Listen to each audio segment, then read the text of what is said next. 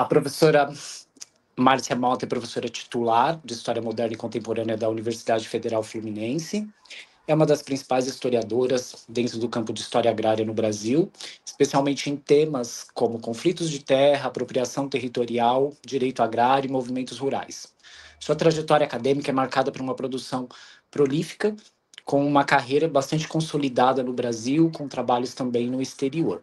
Graduada em História pela Universidade Federal Fluminense em 85, ela cursou mestrado pela mesma instituição entre 86 e 89, com a orientação da professora Maria Eda Linhares, com a dissertação Pelas Bandas do Além, Fronteira Fechada, Arrendatários Escravistas, de 1808 a 1888.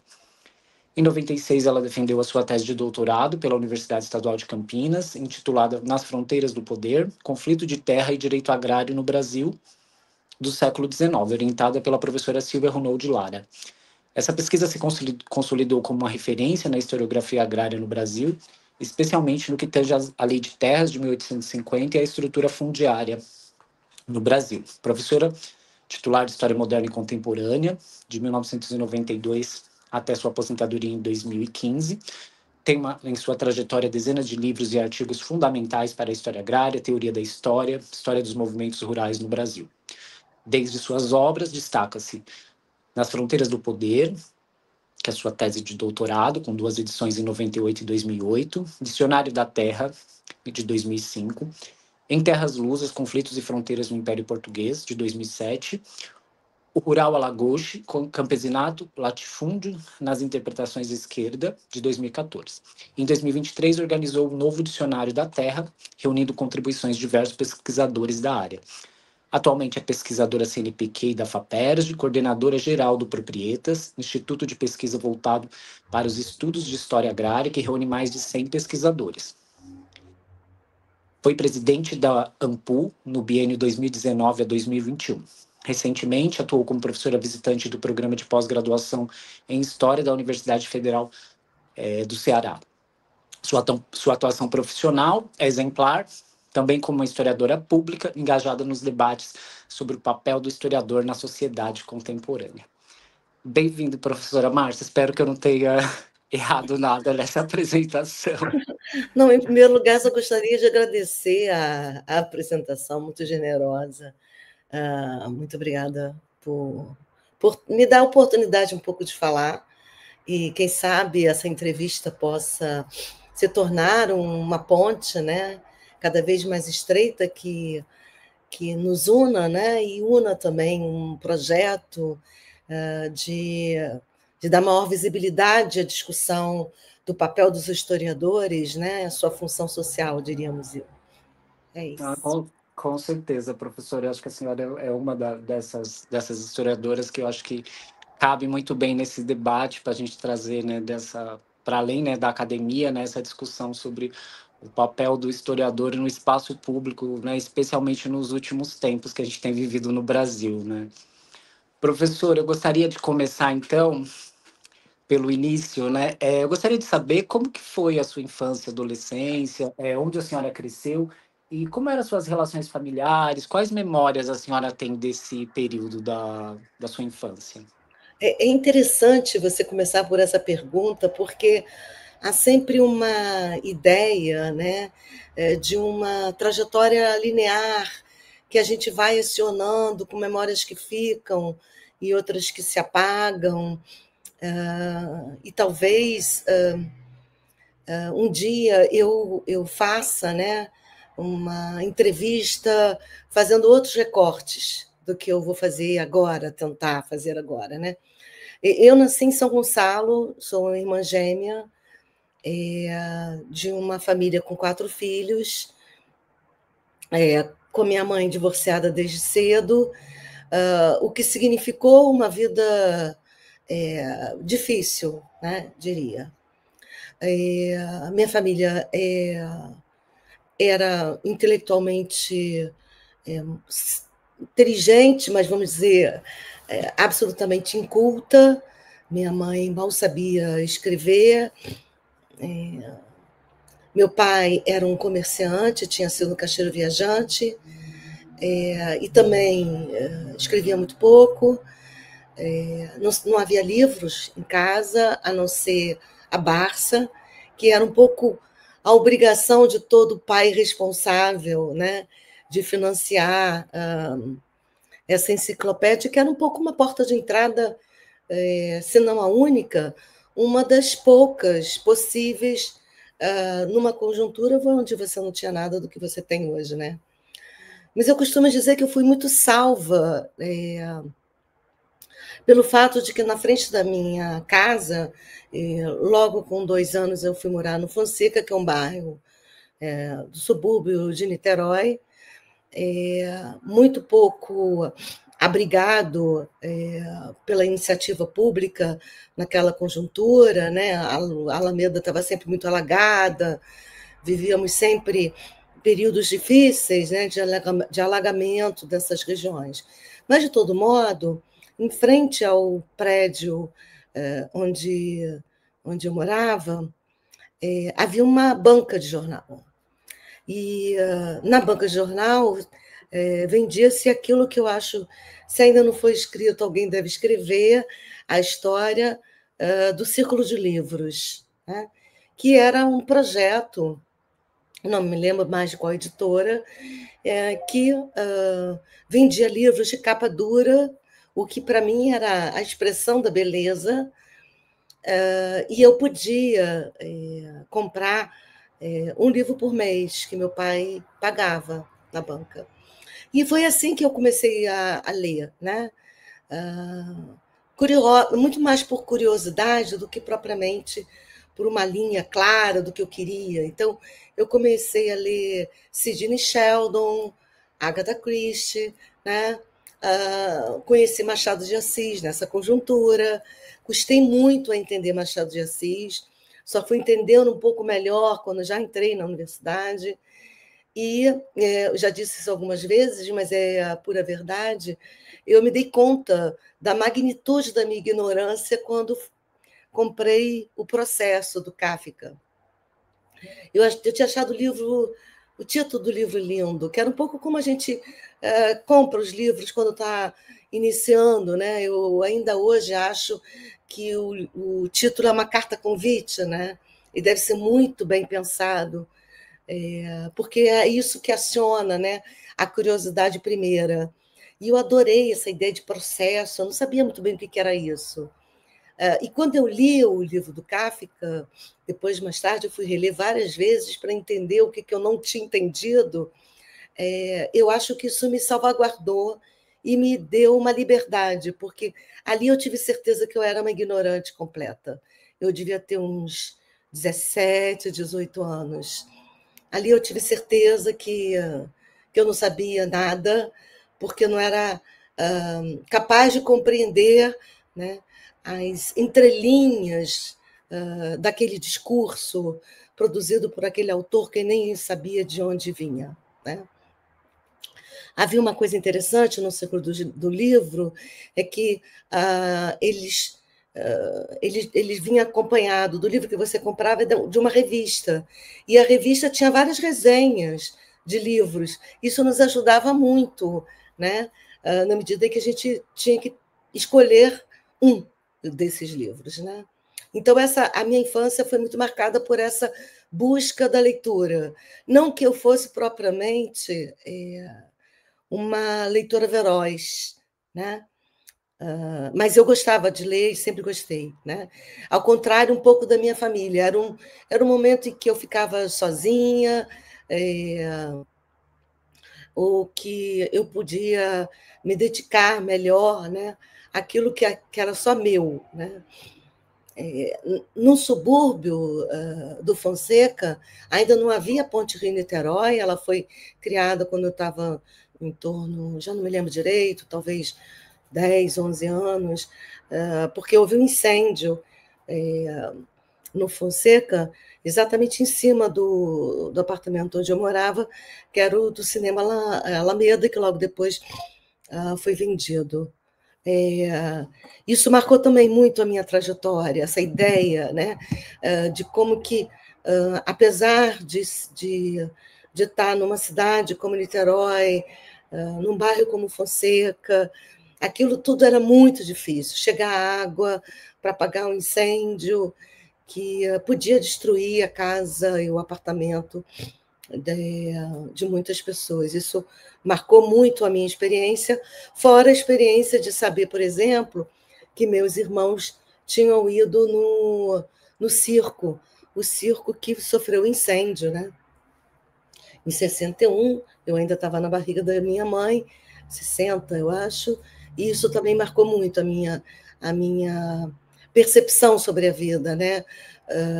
Das tragédias que podem acontecer de uma hora para outra. Mas talvez isso seja uma leitura da minha própria memória, né? Então, assim, eu custei muito a entender que eu precisava estudar mais.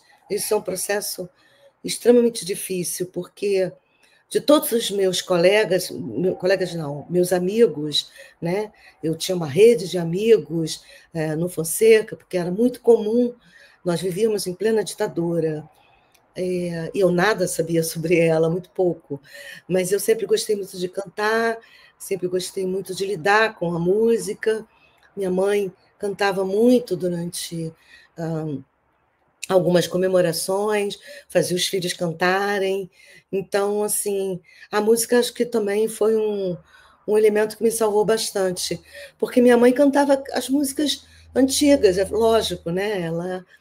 Ela não era atenta à música popular brasileira, Milton Nascimento, No Borges, Flávio Venturini, um pouco mais tarde, Gonzaguinha, Chico Buarque, mas o fato de eu ter um grupo de amigos, que alguns tocavam violão, e gostávamos de cantar numa casa de um dos amigos, acabou me fazendo ter interesse por aquilo que aqueles cantores falavam.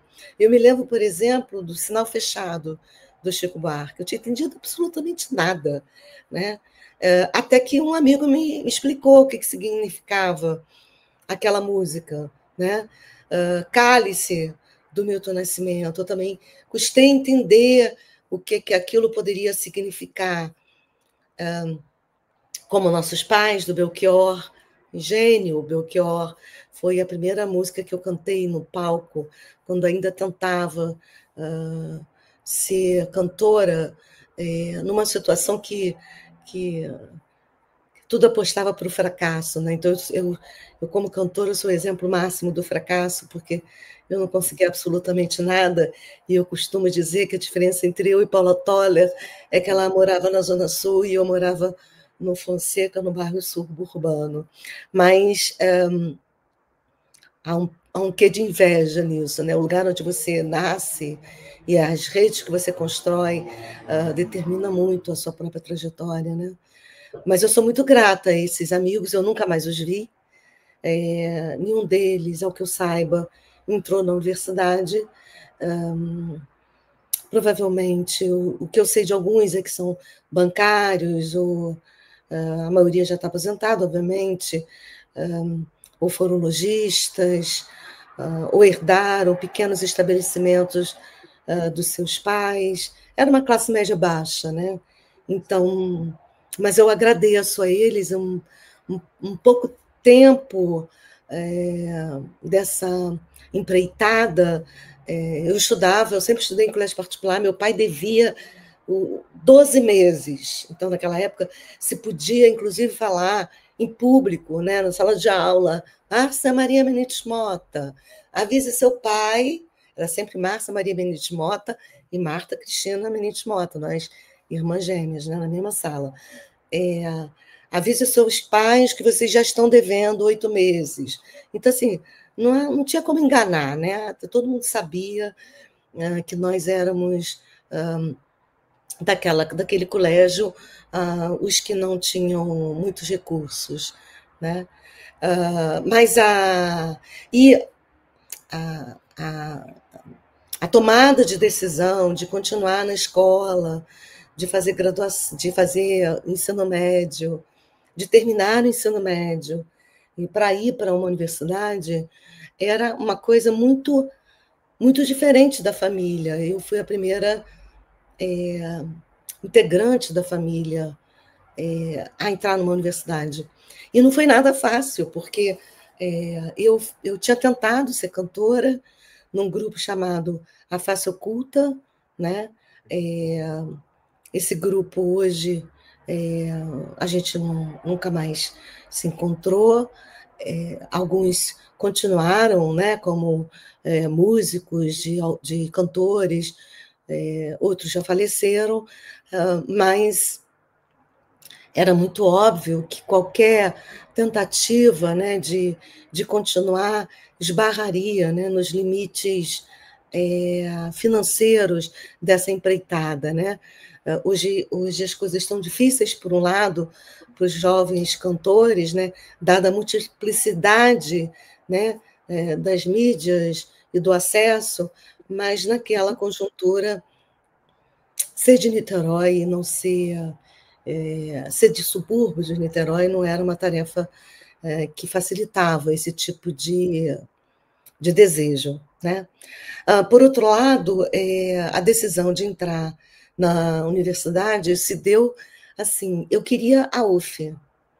Eu queria a UF porque era a única universidade que eu conhecia, porque era o ponto final do ônibus que eu pegava. Antes disso, era perto do ponto de final do ônibus que eu costumava pegar. Então, assim, isso fazia com que eu visse aquela universidade e aquilo me chamava a atenção. Então, eu costumo dizer que eu escolhi a UF antes de escolher a disciplina. Infelizmente, a UF não me escolheu, a verdade seja dita, né?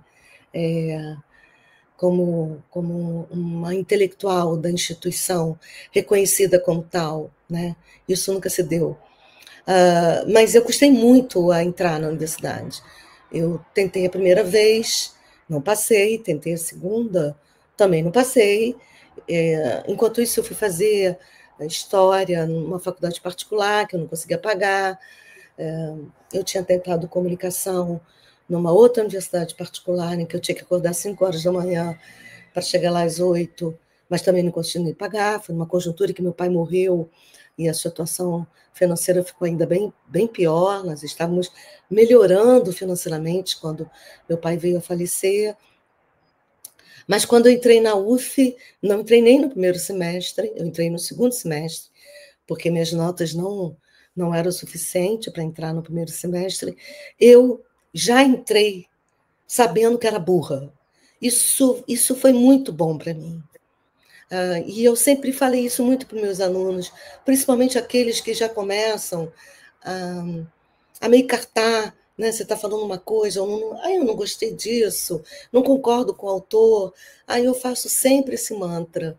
O que me salvou foi o fato de que eu tinha ciência de que eu precisava aprender com aqueles professores, independentemente se eu gostava da didática deles, ou se eu achava que eles eram realmente sérios, né?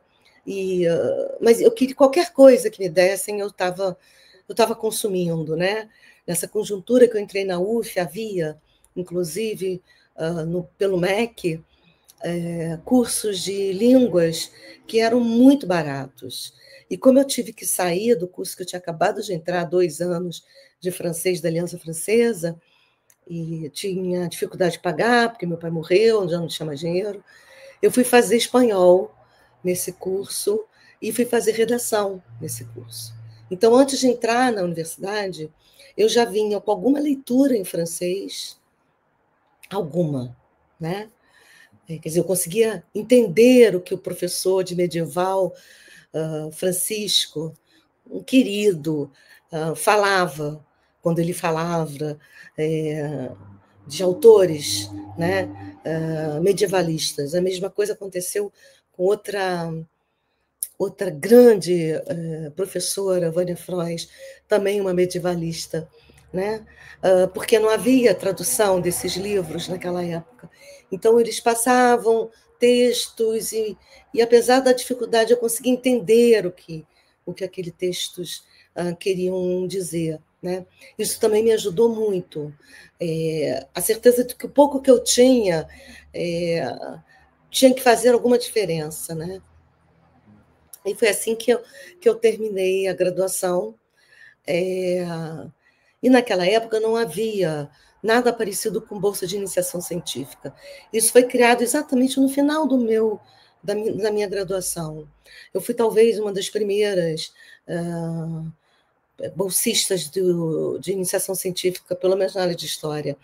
Era um projeto, né, financiado pela FINEP, coordenado pela Maria da Linhares e Ismênia Martins. Eu era ligada a Maria da Linhares, ligada porque ela gostava do meu trabalho, porque eu estava começando a me interessar pelo tema do rural, e eu acabei ganhando uma bolsa de iniciação científica, o que me libertou muito do fato de que eu era uma expert em fontes, porque eu ganhava algum recurso sendo, não existia esse nome, sendo assistente, né, de vários professores. Depois se tornaram colegas, e claro que alguns deles não gostam de falar isso, e jamais falam isso nas suas próprias entrevistas, né?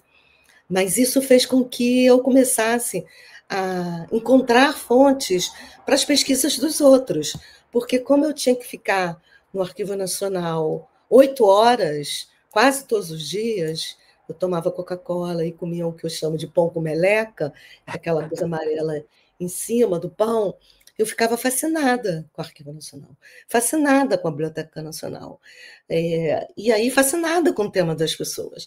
Mas aí eu ia aprendendo os temas que eu gostaria de abraçar, né?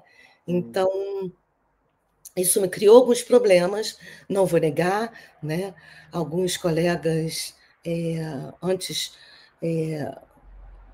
meus supervisores, né, não gostavam muito desse atrevimento de chegar e falar: encontrei uma fonte que pode ser muito interessante, etc.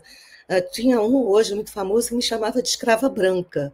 Então, era um pouco um período onde boa parte dos alunos de história ou estavam ali com uma única oportunidade de se formarem na licenciatura, de se tornarem professores de história, como uma minoria tinha uma ambição, que era só uma ambição, de se tornar também um historiador, né?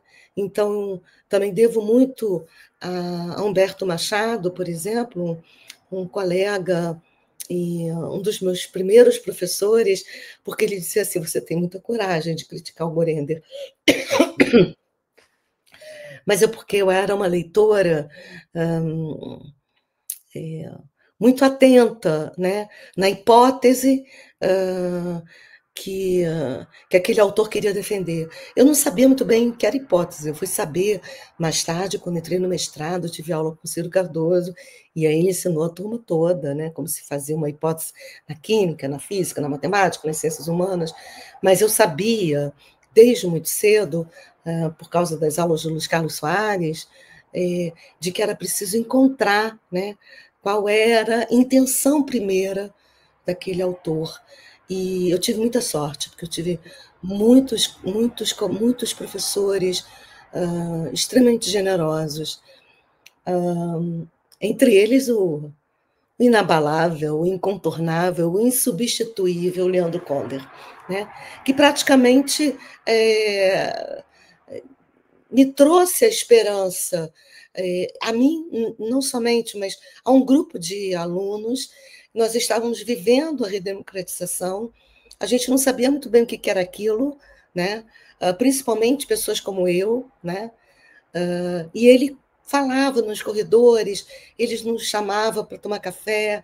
Então, essa experiência da troca entre um professor que falava várias línguas, que tinha morado na Alemanha, que conhecia a França, abriu ainda mais, né, as minhas ambições. E também aumentou bastante, né, a minha dedicação. Não sei se valeu a pena, para te falar a verdade, hoje, aos 64 anos, né, num país onde um professor aos 64 anos já não serve mais para nada, né? Toda a política do governo em relação aos professores sêniores, se é que existe alguma política, é absolutamente lamentável, mas do ponto de vista da juventude, eu achei que eu aproveitei muito todos aqueles professores e devo muito a eles. E aí, quando entrou no mestrado, eu tinha tirado o primeiro lugar, né?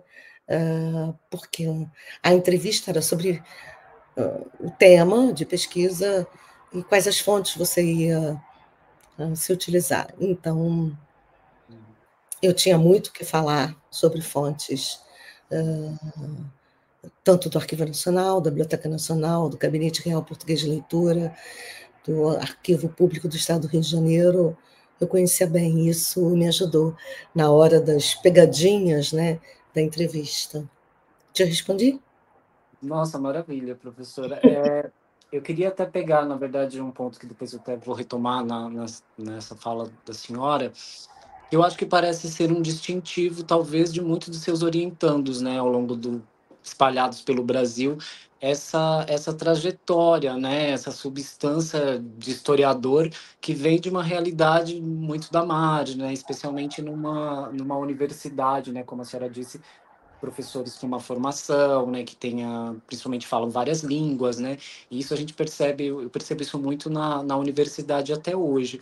E pegando um outro ponto, professora, que você já mencionou, então a senhora tem, né, essa experiência que a senhora adquire muito a partir dando assistência para outros professores, né, e daí a senhora vai trabalhar com a professora Maria Ieda Linhares, né, no mestrado.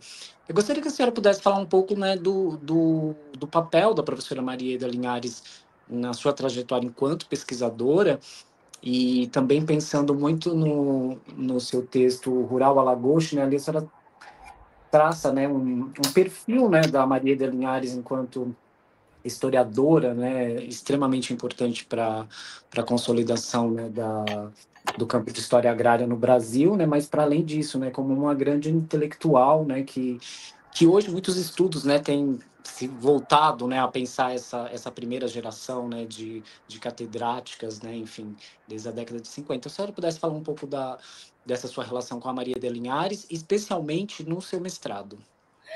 Assim, lógico que após a morte dela, sempre há uma disputa de memórias, de quem seria a orientanda mais importante da IEDA. Isso é uma bobagem, porque eu só fiz o mestrado com ela e depois eu fui fazer o doutorado com Silvia Lara, a despeito, né, de uma certa decepção da IEDA, né? E eu fui por uma questão muito básica, né? Eu era professora do Estado, ganhava muito pouco, já tinha um filho de 1 ano e eu precisava de dinheiro, então eu me arrisquei aí o doutorado na Unicamp. E também eu achava que eu precisava aprender mais, porque eu aprendi muito com a Ieda, mas eu não aprendi com a Ieda só sobre a historiografia francesa. A historiografia é essa que ela dominava de todo, né? Hoje a gente bota lá Lefebvre, você vai ver na internet quem era, o que fez, o que escreveu, onde esteve. Naquela época você precisava de um professor que estivesse disposto a fazer isso. E não eram todos, era a minoria. Isso é um fato, né? Ieda não tinha. Era uma cearense, na melhor acepção dessa palavra. Ela estava lá para se doar. Então, se você perguntasse alguma coisa a ela ficava horas falando, porque ela se entendia como uma professora, e de fato ela era, né? Uma grande professora e tinha ainda a capacidade de dizer o seguinte: olha, vou deixar vocês se afundarem nas fontes, depois eu retiro vocês, né, do afogamento. E era mais ou menos isso. Claro que eu tive muita dificuldade de fazer o mestrado, porque ela tinha se tornado secretária de Educação do Estado do Rio de Janeiro, né, com Brizola, o meu grande ídolo, né, Brizola, político. Mas foi uma experiência enorme, enorme. Mas eu queria mais, eu achava assim, se eu for para o doutorado aqui, na UF, eu vou ter que ser doutoranda de algum ex-doutorando, que agora é doutor, da Marieda. E eu já conheço a produção de todos, porque eles já foram meus professores, alguns deles, inclusive, eu ajudei, então eles vão me passar o quê? O que de novo? Né? E naquela ocasião, eu já tinha ficado 10 anos na rede pública e privada. Eu fui professora da quinta, da sexta, da sétima, da oitava, da nona, do segundo grau todo, como se chamava antes, do supletivo, que eu chamava de ficção científica, porque era impossível dar tanto conteúdo com tão pouca aula. Mas então, o aprendizado da sala de aula, que eu não aprendi nada com a pedagogia, nada. Eu sou obrigada a dizer, né? Com o curso de educação não me serviu para absolutamente nada. Mas a permanência na sala de aula, 10 anos antes de eu passar para o concurso, foi muito importante para mim. Então, quando eu entrei no doutorado ainda da rede privada, né? E eu fui chamada para ser da Secretaria de Assentamentos Fundiários, porque escutaram, né, que eu defendi uma hipótese sobre o uso dos registros paroquiais de terra nas discussões sobre conflito, porque a própria Secretaria de Assentamentos Fundiários estava usando os registros paroquiais de terra para demandar na justiça o direito de algumas comunidades pobres que estavam em Paraty. E eu fui para a Unicamp. Eu fui para a Unicamp porque eu sou metida, porque eu achava que podia também. Eu pegava 5 conduções, eu saía de casa e pegava um ônibus, depois pegava uma barca, depois pegava outro ônibus, depois pegava outro ônibus e depois pegava outro ônibus e chegava às 6 horas da manhã na rodoviária da Unicamp, perto de Campinas, em Campinas, e ali eu tomava um banho dentro da rodoviária, assistia a minha aula, ficava lá assistindo a minha aula, depois ia embora fazer a mesma coisa. Durante o primeiro semestre foi tudo assim. No segundo semestre, eu já encontrei uma amiga chamada Magna Ritz, que é hoje professora do Pará, que me deixava dormir uma noite lá, na casa dela, né? Isso me ajudou demais, porque eu não ficava tão cansada assim. Porque depois de chegar, depois de pegar 5 ônibus, 5 conduções, eu ainda tinha que dormir um pouco, cuidar um pouco do filho e depois trabalhar, né? Exatamente nessa discussão sobre os registros paroquiais de terra. Então, quando eu cheguei na Unicamp, eu era uma pessoa que pouca gente gostava. Primeiro, porque tinha saído o livro do Gorender, A Escravidão Reabilitada. Eu tinha feito parte, né, da revista Rabaldes, que era um projeto do Renato Pitzer, um amigo que faleceu muito cedo, e do Ricardo Castro, hoje um amigo da UFRJ, o Maurício, que é do Museu Imperial, tantas pessoas legais. E o Gorender tinha escrito na Escravidão Reabilitada, ele tinha feito um elogio a mim sobre o que eu tinha discutido na minha dissertação de mestrado e que tinha saído nessa revista um capítulo. E o que era mais interessante para mim era o fato de que eu achava que eu estava certa, porque eu apostava que a interpretação dos estadunidenses que chegavam ao Brasil naquela época, de que a escravidão no Brasil era uma escravidão ainda mais espalhada, menos concentrada do que se imaginava, era correta. Mas eu argumentava, eu que vinha de uma situação financeira menos feliz, né?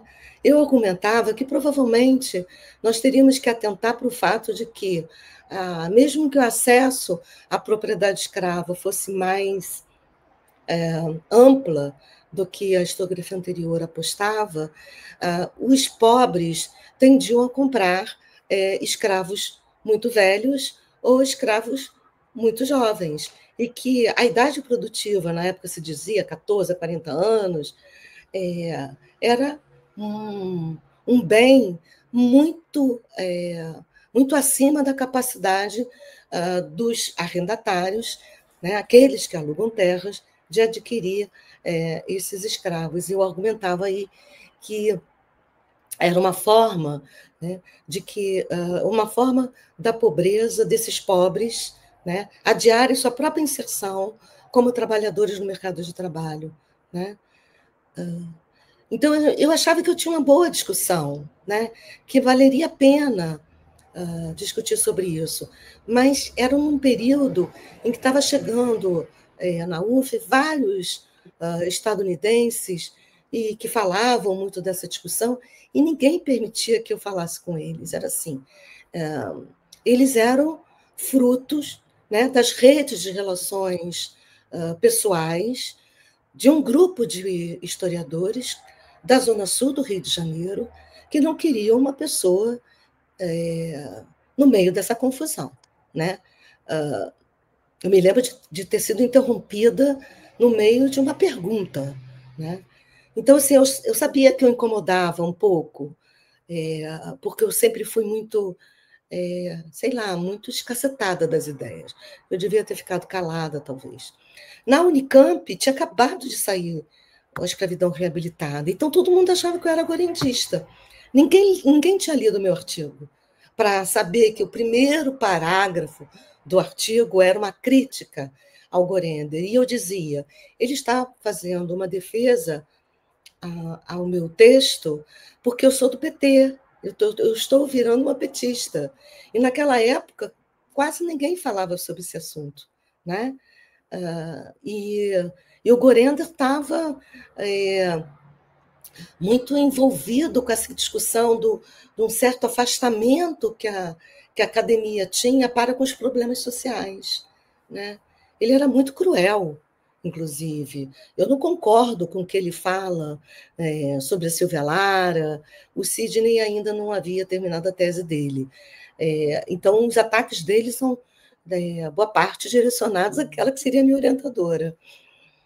E aí, numa aula da Silvia Lara, genial, maravilhosa, uma intelectual com muito compromisso, né? Muito compromisso político, muito atenta ao que estava acontecendo, eu pedi para falar sobre o Gorender. A gente tinha que escolher, né, um autor para ser discutido, e eu falei, eu quero falar sobre o Gorender. E aí todo mundo estranhou.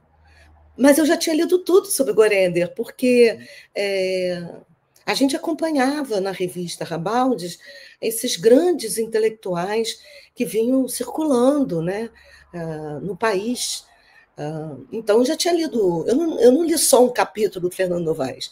Eu li o Fernando Novaes. Eu não li só um artigo do Fernando Henrique Cardoso. Eu li a obra dele toda. Então, assim, tudo que chegava, a gente consumia, né? Porque a gente trocava muito, né? A revista, os integrantes da revista eram muito amigos, muito próximos, um querendo ajudar o outro. Isso faz muita diferença. Eu senti muito falta disso depois que eu virei professora, né?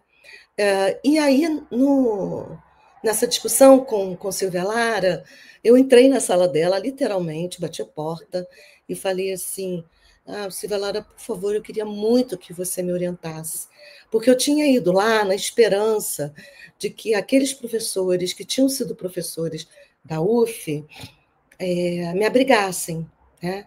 Porque a Unicamp estava começando ainda. Mas ninguém queria saber de questão camponesa. Isso, para os historiadores na época, era uma discussão da sociologia rural e da antropologia rural. Todos diziam, esse não é um tema da história.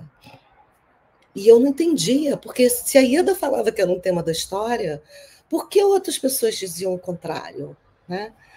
E aí eu pedi para a Silvia Lara, eu falei, Silvia, me orienta, porque sobre o tema, eu conheço, fui orientanda da IEDA, eu fui da Secretaria de Assentamentos Fundiários, eu sei o que os geógrafos escrevem sobre o assunto, eu sei o que os antropólogos escrevem sobre o assunto, mas eu preciso afinar a minha teoria. Eu acho que ela precisa ter uma leitura mais atenta. E, olha, foi a melhor coisa que eu fiz na vida, porque a Silvia Lara assumiu o desafio de pegar um tema que não era o tema dela, um tema que ela não tinha lido nada, de fato, porque não era uma discussão da Unicamp, a Unicamp História, não da antropologia e da sociologia, que estava anos-luz à frente do que os historiadores da Unicamp falavam sobre questão rural. Mas foi muito importante para mim, porque ela realmente me ensinou, somava um pouco a metodologia que a IEDA tinha me ajudado a pensar, com apoio indiscutível do Francisco Carlos Teixeira da Silva, né? E com esse rigor que o Thompson trazia. Então, Silvia Lara me fez ler Thompson. E aí eu li Thompson inteiro, tudo, tudo, tudo, né? Que eu podia. E a gente marcava, olha, daqui a um mês a gente vai discutir o capítulo. Então, não tinha uma história assim para contar, tipo, meu filho teve febre, não conseguiu dinheiro para pagar as coisas, ele nasceu com ele. Não tinha história nenhuma para contar sobre a maternidade. Isso é uma conquista muito recente. Podia estar acontecendo uma questão séria com o filho, mas para as historiadoras isso era uma questão que elas tinham até vergonha de falar, né? Mas, apesar disso tudo, né, e foi bastante difícil para mim defender a tese, porque meu filho ficou no Rio de Janeiro, eu fui para São Paulo, eu achei que o meu peito ia secar, e o meu peito não secou, então eu defendi a tese absolutamente molhada de leite, nem se aventou a hipótese de cancelar a tese, me deram 15 minutos para tentar retirar o leite, porque essa não era uma discussão, não era uma maldade, vamos dizer assim, né, dos colegas que fizeram parte da banca. Ao contrário, eles foram de uma generosidade enorme. E o Mar Matos, sempre muito gentil, tinha sido meu professor. O Marci Palmeira, o maior antropólogo de todos os tempos do Museu Nacional, foi muito bom para mim, muito bom para mim. Então, mas isso, a falta de percepção masculina, né, em relação à maternidade, isso não aconteceu de fato. E quando eu defendi, eu já era professora da UF. Então, eu voltei com título, então já tinha uma cidadania acadêmica, como diz uma colega minha, Leonilde Medeiros, uma grande socióloga, eu já tinha a cidadania acadêmica para entrar na universidade agora como doutora, mas não foi nada fácil, não. Muito bom, professor, esse seu depoimento.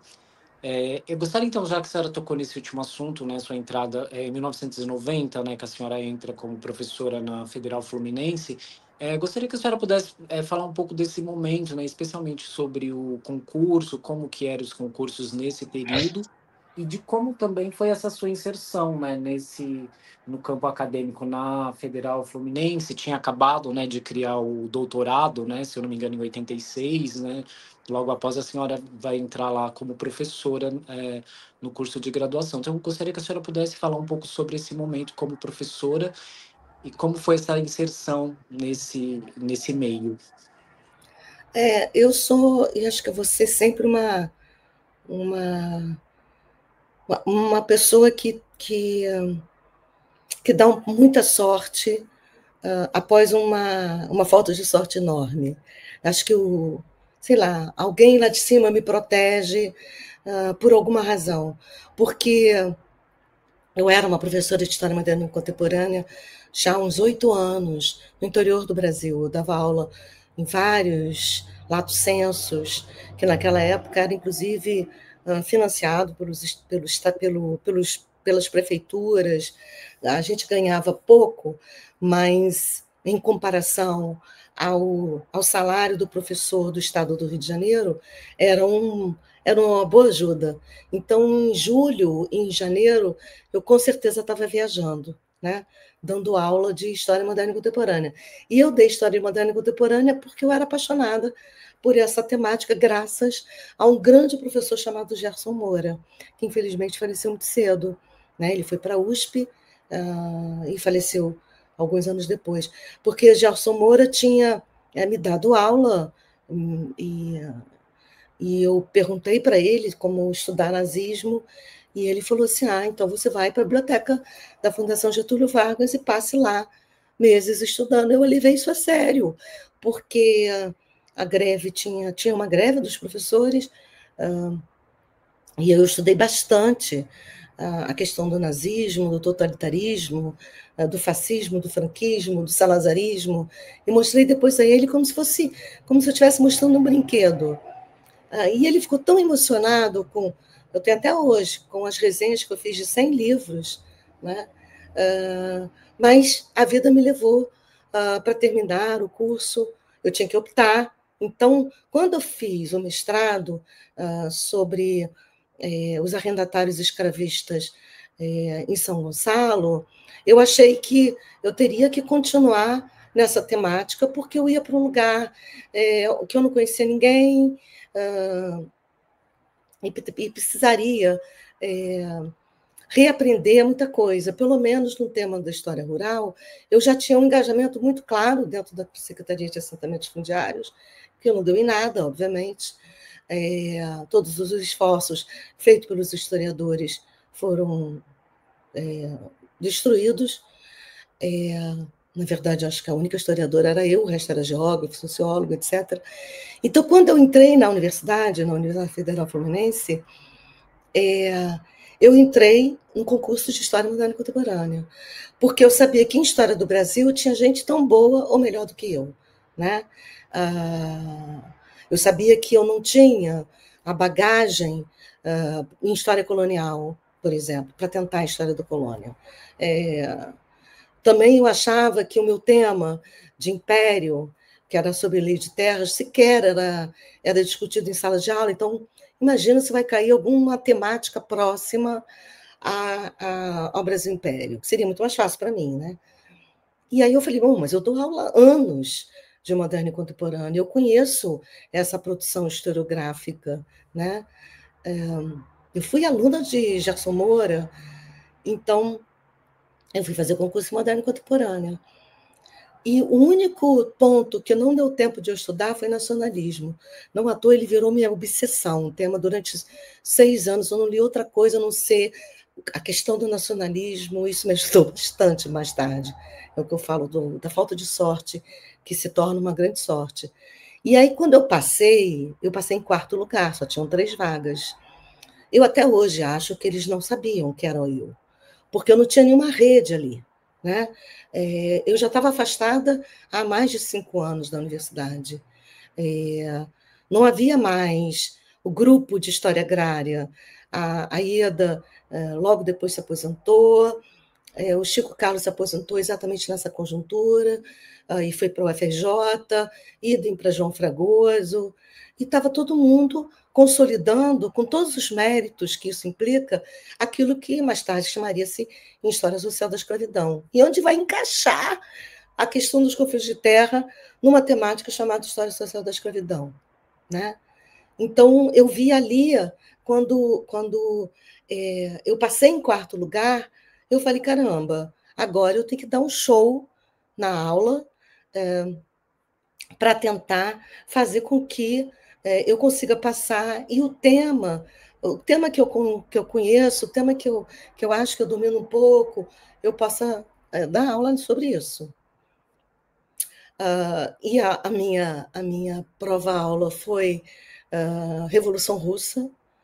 E na banca estava o Daniel Arão, que é um colega, que nunca me foi próximo, Mas eu dei uma aula em cima da obra dele, né? Que eu conhecia toda. Então, acabei ficando em segundo lugar, entrei na universidade.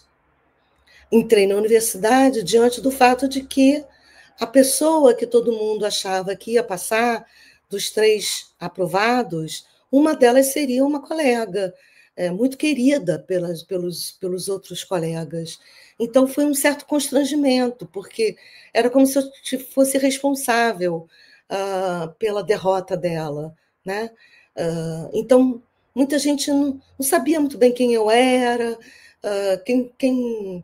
as pessoas que conheciam, né, que eu tinha sido assistente, não estavam muito preocupadas, né, comigo, porque, afinal de contas, elas estavam fazendo a carreira delas, elas também eram recém-doutoras, né? Então, foi muito difícil, principalmente quando eu me dei conta, já entrando no doutorado como orientadora, de que não havia mais história agrária como linha de pesquisa, né? Então, havia aquilo que lá o programa decidiu, de outros cortes possíveis. Para mim, aquilo foi assim, desolador, né? Eu falei, eu nunca vou ter orientando, porque tem tanta gente boa aqui, né? Mas o que aconteceu? O livro que eu havia escrito havia ganhado um prêmio do Arquivo Público do Estado do Rio de Janeiro, graças a Afonso Carlos Marques dos Santos, um colega já falecido, que me disse, tenta, o seu livro é muito bom. E o Paulo Quinaus, que era amigo do Afonso Carlos, e eles me convenceram a fazer o concurso. E eu ganhei esse concurso, que era sobre história do Rio de Janeiro, né? Qualquer temática sobre história do Rio de Janeiro. O livro ficou meio esquecido, né? Nesse interim, meu marido, meu melhor amigo, nós resolvemos fundar uma editora chamada Vício de Leitura, que publicou muita coisa e depois também sucumbiu, como todos os projetos onde só há muita boa vontade, mas pouco apoio, principalmente financeiro. Mas isso acabou que o livro foi chegando em alguns lugares. Não sei como. Uma resenha aqui, uma resenha lá. Aí eu comecei a receber, de repente, alunos de lugares que eu nem sequer conhecia. Eu não tinha ido ao Belém quando o Francivaldo apareceu. Não conhecia a cidade. Eu também não conhecia o interior do Paraná, quando chegou, e nem do Rio Grande do Sul, quando chegou Graciela, quando chegou Márcio Botti. Então, Elione Guimarães de Minas, várias pessoas chegavam em busca de uma pessoa que pudesse ajudar a discutir a temática do rural, né? E aí eu fui estudando cada vez mais, porque eu vi ali, bom, se eu sou a única pessoa que estuda efetivamente isso, porque algumas pessoas falavam, se colocavam lá, que eram historiadores de história agrária, mas de fato eram historiadores de história agrária no que se referia, por exemplo, à dimensão conflitiva de terras que envolviam escravos. Podia aparecer um ou outro que conseguisse orientar pessoas com algum tipo de reflexão, né?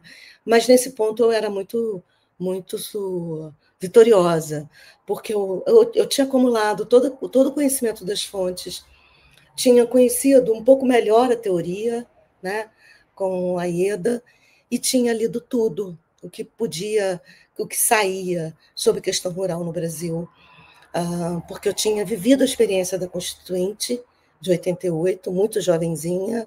Eu tinha assinado, abaixo-assinado pela reforma agrária, eu tinha estudado sobre isso, eu prestava atenção em tudo, no pouco que saía no jornal, e havia, naquela época, a editora Vozes, que também é merecedora de uma reflexão mais densa, porque a editora Vozes era uma editora de Petrópolis, onde estava meu grande amigo Renato Pizza, e a editora Vozes tinha uma lojinha ali na Cinelândia, onde ela divulgava e vendia os livros sobre questão de terra.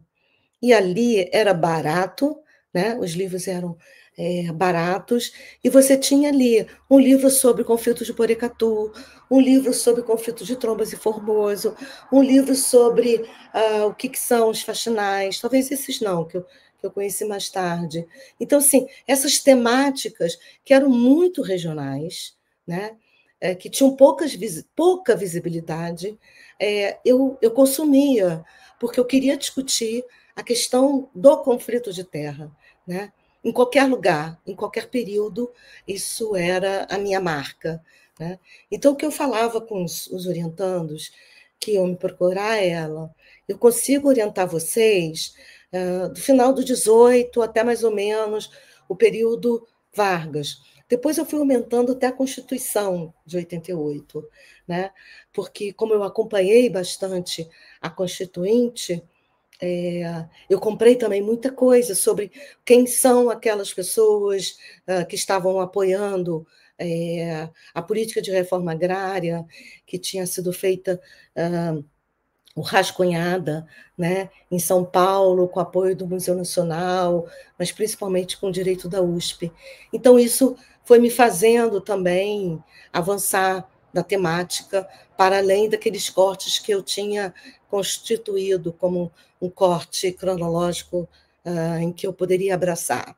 Isso, obviamente, me criou problemas, e alguns problemas bem, bem delicados, né?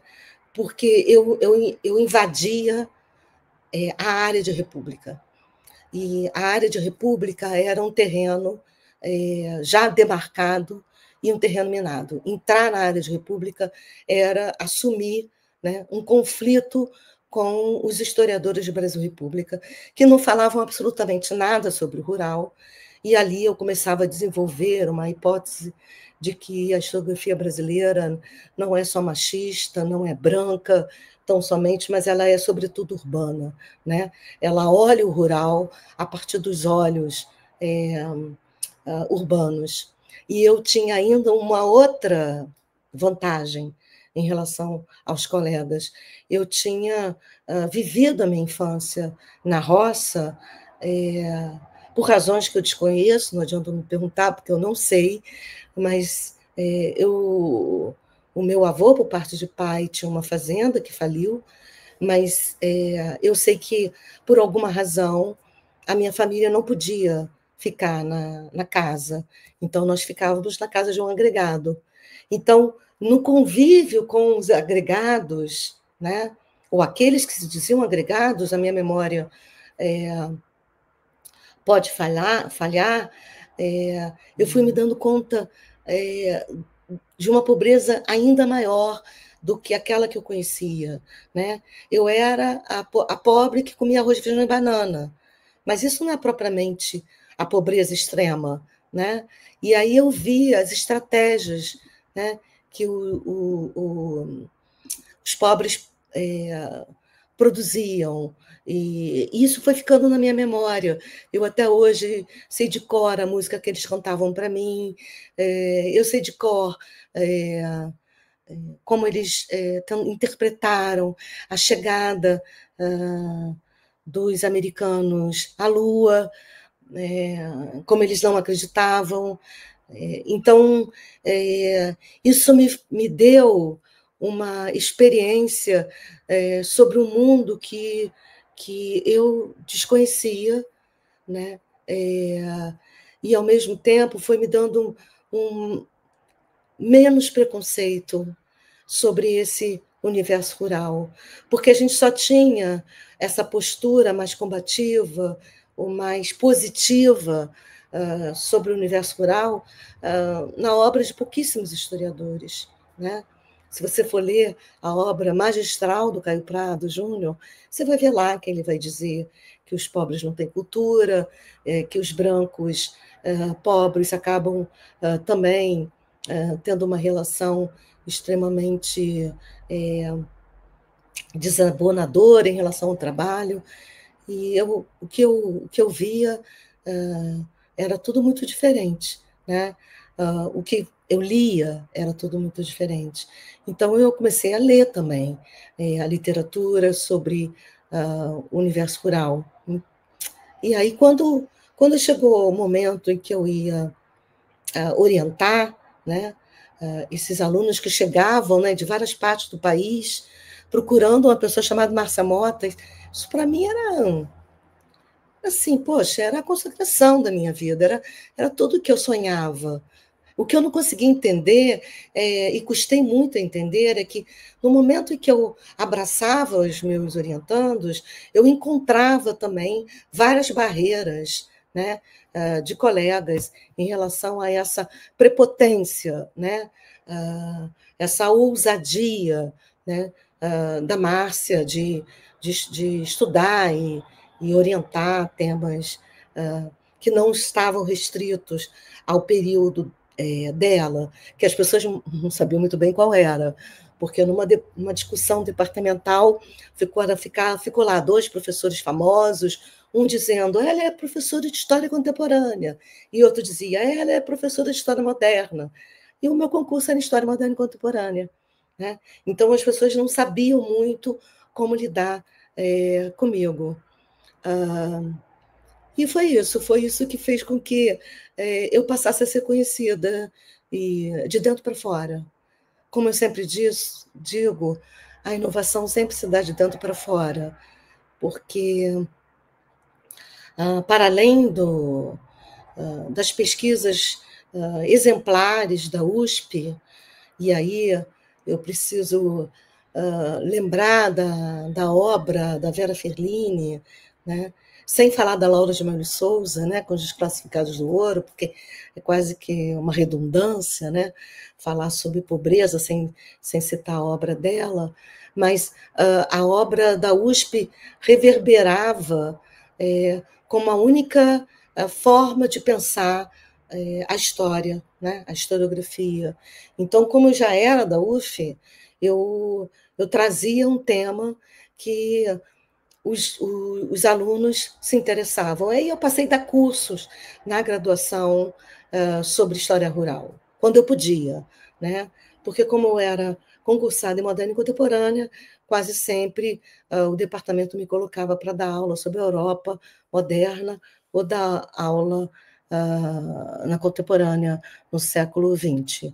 Graças a Deus, depois os séculos XIX e o século XX se separaram, inclusive fui eu que fiz a ementa, porque eu queria a libertação, me livrar, né, desses constrangimentos provocados por Brasil República, e aí eu fui também me aproximando, além de orientar, o que você quer continuar estudando, né? E aí eu fui recuando um pouco a minha análise e acabei no final do século XVIII e no início do XIX, onde eu estou até hoje, porque eu só tenho uma vida e 5 temas, então vou ter que escolher uma, né?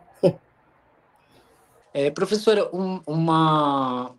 uma questão que eu observo assim na sua trajetória, especialmente em entrevistas que a senhora já deu anteriormente, é essa sua atuação, né, especialmente combativa, né, para além dos quadros da academia, mas assim uma atuação direta na comunidade, né, pensando especialmente, né, na atuação que a senhora teve no caso de Paraty, né, na Praia do Sonho, né, com a comunidade tradicional que residia ali naquela praia, e também em 2019, quando a senhora tem essa atuação em Niterói, né, em relação àquela população extrativista, né, que seria expulsa pelo exército.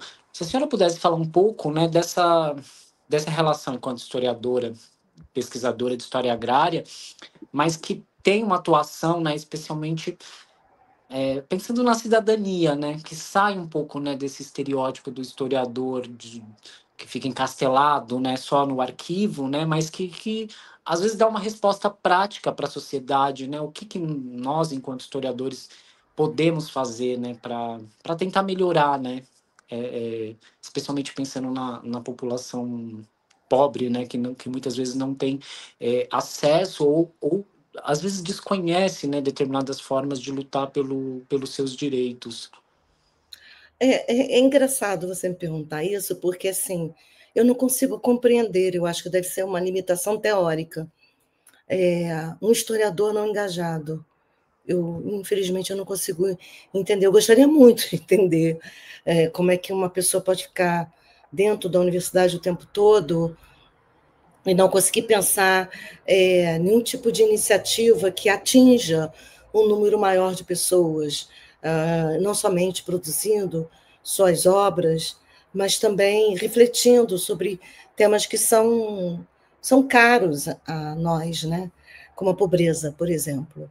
Então, eu acho que por conta da minha experiência na Secretaria de Assentamentos Fundiários, foi coisa de 2, 3 anos, do fato de ter nascido num subúrbio, de uma família destituída, né, de grandes recursos e ignorante do ponto de vista das letras, eu sempre achei que o papel do historiador deveria ser, antes de tudo, fazer aquilo que o Peter Burke já disse há muitos anos, retirar os esqueletos dos armários, né? Incomodar, efetivamente, e trazer questões que muitas vezes são sublimadas por interesses vários, né? No caso da experiência de Paraty, eu era apenas uma doutoranda, mas como eu estava estudando registros paroquiais de terra, eu achava que eles estavam equivocados, porque a interpretação sobre os registros paroquiais de terra eram muito marcados por uma visão de uma história serial, em que você contava quantas pessoas tinham feito o registro, qual era a demarcação, etc. Mas poucas pessoas pensavam efetivamente do uso político que, porventura, né, os pobres poderiam ter em face a essa norma legal.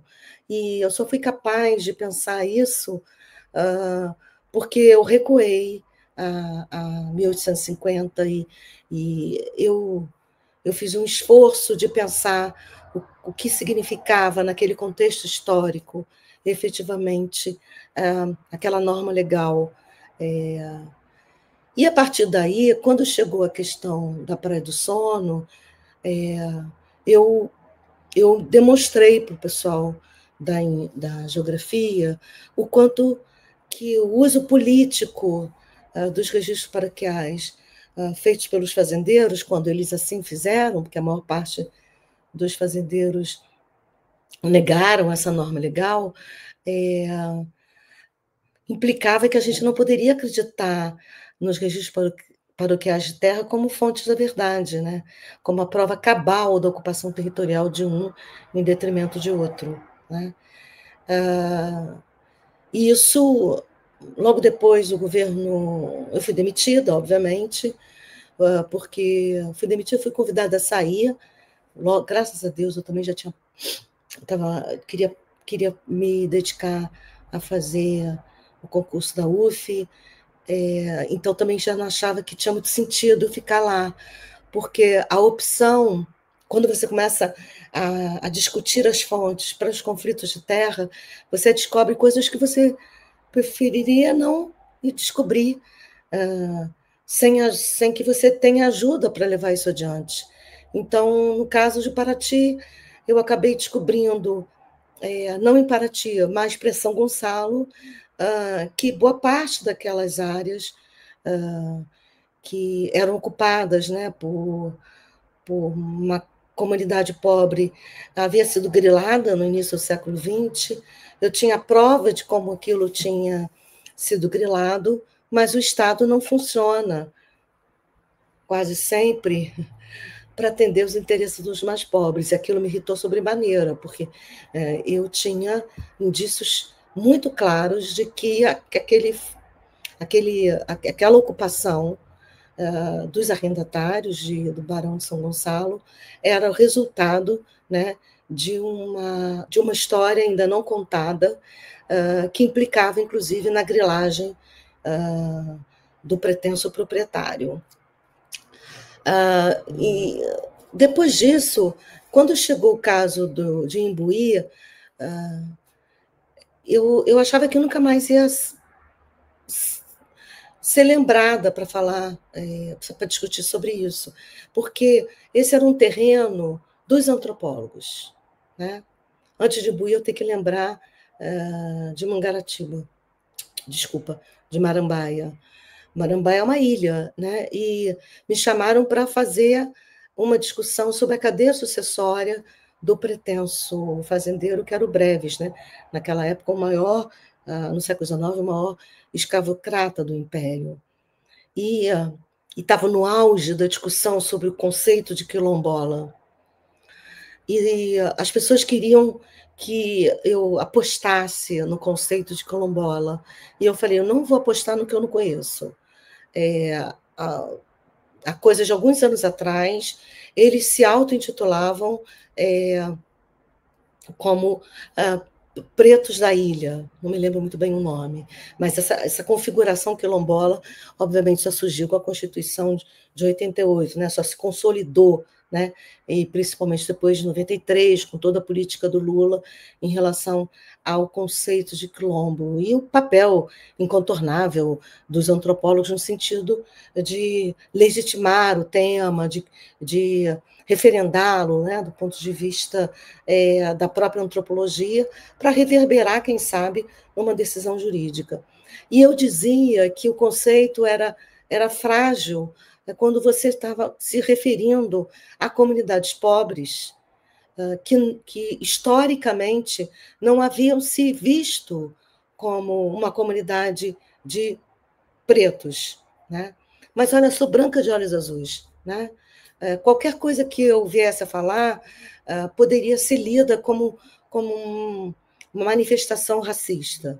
E ali eu só estava tentando entender como seria a melhor maneira de ajudá-los sem entrar naquilo que para mim era uma armadilha para o historiador.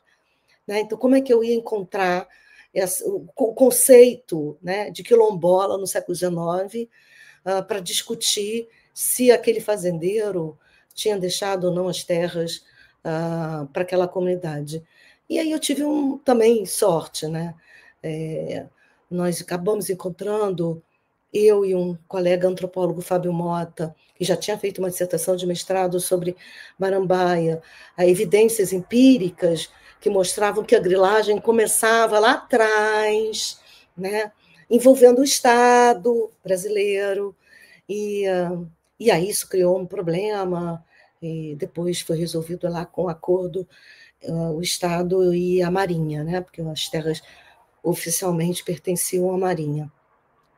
No caso do Imbuí, mais uma vez, foi a Marinha. Então, alguém descobriu, né, que eu estava envolvida nessa discussão, e eu cheguei em casa, depois de um dia de aula, já de noite, tinham me deixado 3 caixas de documentos de todos os tipos que você pode imaginar. E a comunidade de Imbuí era uma comunidade de pessoas que não eram pobres, eram classe média, baixa, talvez. Alguns com umas casas um pouco melhores, eram, sobretudo, pescadores, né? De um lugar paradisíaco. Imbuí é um lugar onde você vê o Rio de Janeiro de uma forma esplêndida, né? E aquela comunidade já estava lá há muitos anos, mas a Marinha estava batendo, né? Tentando expulsá-los. Então, eles me pediram para fazer um laudo. Eles não tinham recursos, claro que não. E aí eu resolvi pegar algumas famílias e procurar os indícios da ocupação dessas famílias anterior à data que o governo brasileiro dizia que era a data da instalação do Forte de Imbuí, portanto, eles não teriam direito a lá estar, né? E aí eu encontrei, estudando Juiz de Paz, acabei encontrando ascendentes das famílias desses pescadores que lá estavam desde mais ou menos 1870, 1860, etc. era governo Temer, né? Desculpa, esse desgraçado assumiu depois. Era o governo Dilma. Se não foi a última, foi uma das últimas ações que ela havia feito, né? Porque ela tinha recebido, não a mim, mas ela tinha recebido um grupo de pescadores, alguns, inclusive, já eram também da Marinha, e ela tinha se comprometido a resolver o problema de Imbuí, porque eles queriam expulsar para fazer grandes prédios maravilhosos naquela região. E aí a prefeitura de Niterói fez uma festa, disse que a gente tinha conseguido instituir a comunidade quilombola de Imbuí. Os jovens choravam de felicidade. E eu, sempre muito cética, falei assim para um colega: isso não vai dar certo, eles vão responder rapidinho. Eu só não podia imaginar que a resposta seria ainda mais cruel, né? Semanas mais tarde, veio o helicóptero, barco, e o que você quiser, expulsou aquela comunidade toda, pessoas que estavam lá há 100 anos, ferindo, portanto, as normas da primeira ocupação. Foi uma tragédia. Eu fiquei muito abalada, porque aí eu vi que sem uma equipe de historiadores, eu estaria quase sempre nadando sozinha rumo ao afogamento, né? E foi isso, foi uma experiência muito interessante, porque nessas ocasiões eu vi que a história podia ajudar bastante, né? Assim como a história, enquanto campo científico, já havia ajudado várias comunidades em várias partes do mundo, no Brasil já era a hora, né, dos historiadores serem chamados para discutir a antiguidade da ocupação, direito à terra, comunidades pobres em várias partes do país, né? Mas, infelizmente, isso continua sendo um sonho, né? Acho que nós estamos muito longe, apesar dos avanços que o próprio conceito de quilombola permitiu, para que algumas comunidades tivessem o seu direito garantido, mas se a gente prestar bastante atenção, a gente vai ver que boa parte dessas terras ou não foram demarcadas, ou sequer o processo foi concluído. Isso sem falar, né, no papel dos historiadores na demarcação das terras indígenas. Os historiadores estão muito pouco preparados para discutir fontes históricas que possam ser utilizadas, não no sentido mecânico, né? Ninguém está mentindo, ninguém está dizendo pautado na produção de uma inverdade para referendar uma ocupação. São fontes, muitas vezes, construídas sem a intenção de formatar uma determinada visão sobre a propriedade. Então, às vezes, você encontra na imprensa, era muito comum no século XIX, quando havia conflitos de terra, isso foi muito bem trabalhado por um jovem historiador, Alan Dutra, e também pelo Francivaldo Nunes, Carlos Leandro Esteves, todos envolvidos hoje na discussão das terras da Amazônia, como muitas vezes eles encontram indícios muito fortes na própria imprensa local, né? Mas o fato é que a ausência desses historiadores nos debates diz muito sobre o Estado brasileiro, independente de a gente estar no governo Lula, né? A história só é acionada pelo poder público para fazer referências à construção de nossa memória nacional e nossa coesão enquanto identidade nacional, né? Que, como todo mundo sabe, é quase sempre inventada. Mas a gente não é chamado, né, para ajudar a pensar políticas públicas que envolvam comunidades pobres e que coloquem em questão as demarcatórias, né, que muitas vezes são feitas a partir de fontes absolutamente inverídicas. Como eu encontrei uma vez em Paraty um documento de propriedade com caneta vermelha em pleno século XIX, ou como eu encontrei em Mangaratiba, uma vez que eu fui no arquivo, e toda a documentação de inventário em áreas de litígio, o dono do cartório tinha tirado, arrancado a parte sobre terra, com o argumento de que eram os cupins que tinham comido aquela parte decisiva para a gente reconstruir a cadeia sucessória de um pretenso proprietário. Então, assim, eu sou o exemplo máximo do fracasso da política fundiária do Brasil, do ponto de vista do papel dos historiadores, mas eu ainda acredito que talvez um dia, quem sabe, nós possamos, de fato, colocar em questão, né, essa propriedade absoluta, indiscutível, inabalável, que está expressa na Constituição de 88, e prestar mais atenção nas brechas das normas legais e no papel dos historiadores para salvaguardar essas experiências coletivas, inclusive nas experiências das favelas. É isso. Professora, eu fico pensando, né, em alguns temas que a senhora tocou, especialmente quando a senhora fala da experiência dos faxinais, né, também das quebradeiras de coco no Maranhão, né, tem os fundos de pasto, tem as experiências dos territórios quilombolas.